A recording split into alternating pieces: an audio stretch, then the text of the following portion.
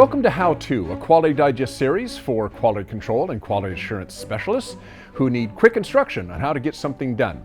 In this episode, we look at labeling gauges and how that impacts gauge tracking, and specifically, what kind of information should be on your gauge label. Here to explain all about gauge labeling is Eric Gasper of PQ Systems. Okay, so Eric, if I walk into pretty much any manufacturing facility and walk around the floor and maybe go to their calibration section of their facility, I'm probably going to see gauges all over the place. I'm going to see tons of gauges of all types and sorts. How do people keep track of those gauges, and what kind of information do they need to know when they pick up a gauge to use it? Hi, Dirk. That's a fair point. Great question. So as you mentioned, there's gauges all over manufacturing facilities. You seem to be tripping over them when you're walking around or maybe doing an internal audit. So one of the things that we need to know is when I pick up a particular gauge, I need to know some details about it that are going to help me understand, is this gauge in the right spot? Has it been calibrated recently? Is it coming up for calibration? So there's lots of different questions that you might have when you're looking at a particular device. So the easiest method for kind of keeping track of everything is with proper identification, and that is usually done by calibration stickers or labels of some kind affixed to the gauge. Okay, and what kind of information would you expect to find on those labels? What would be the correct information, the right information that should be on them to properly identify them? So first and foremost, almost every single database of every kind when it comes to gauging and tools is going to have some sort of a unique identifying number. Something like a gauge ID or a tool number or even equipment number.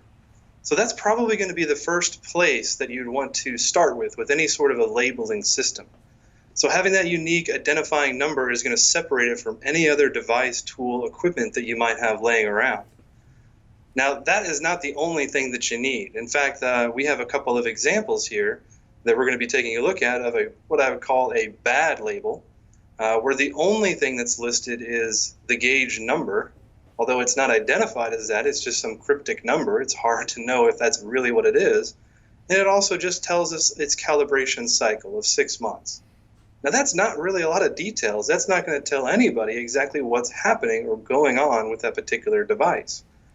A much better example is this one. This one is not only identifying the group that this gauge belongs to, the tooling group. It tells us clearly the gauge ID is this. It goes further into explain when you are picking up and looking at this gauge, the set location should be of a certain location that's in the plant or facility. And finally, it has details about the dates that are pertinent about this particular gauge. The first one being the last time it was calibrated. That gives us a clear indication when it was calibrated last. And second, when is its next upcoming due date? Now, if you think about it, if I were to walk around to any facility, if I were to venture out to one of our customer sites, I could pick up a gauge that's labeled like that, and I would have all the details necessary to let me know that I have the right tool for the job and it's in the right location. So it sounds like there's also a little bit of training that has to go on then if the person on the shop floor who uses the gauge, they got to know that when they pick up the gauge, they should look at the label and look for some key pieces of information. So if I'm the user, if I'm going to use a micrometer, for instance, and I pick up that micrometer and I look at the label, and I'm assuming it's the right kind of label, the label with the right information, what is probably the most important piece of information I should look at first when I pick up that micrometer? I think if you're going to be a general user, you're going to be doing some tasks, some roles, or taking some measurements, one of the biggest is going to be the calibration due date, the next upcoming due date. So in this example that we look at, we're actually making that font a lot bigger. It's bold. It has the last line on it, so it's going to be the easiest one to read. And another point that I like to point out is try to make that your labels are big enough and they have the right font. Sometimes there's different types of label tape that can be different colors. So think about the legibility of when you're creating these labels and affixing them to the different devices. You want to make sure that somebody doesn't need to get a magnifying glass out to decipher what the information is showing.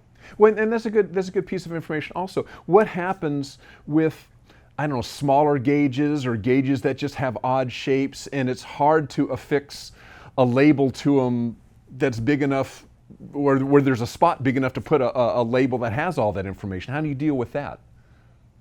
In some cases, I've seen some creative examples on smaller, maybe pin sets. If it's possible, they actually print extra label tape, so that way they can wrap the label around the round portion of the device, so it kind of seals on itself. The only problem with that, it becomes more susceptible for being ripped off or torn. The good thing is labels are cheap. You can always print another one. The other thing that people will do is, if this is always kept in its protective case, the best case scenario, you can affix the label to the outside of the case as well. As long as it always goes back in the case, right, then the case and the gauge are going to stay together. Okay, perfect. Okay, well, Eric, thanks a lot for telling us about a proper way to label your gauges. Thanks for having me.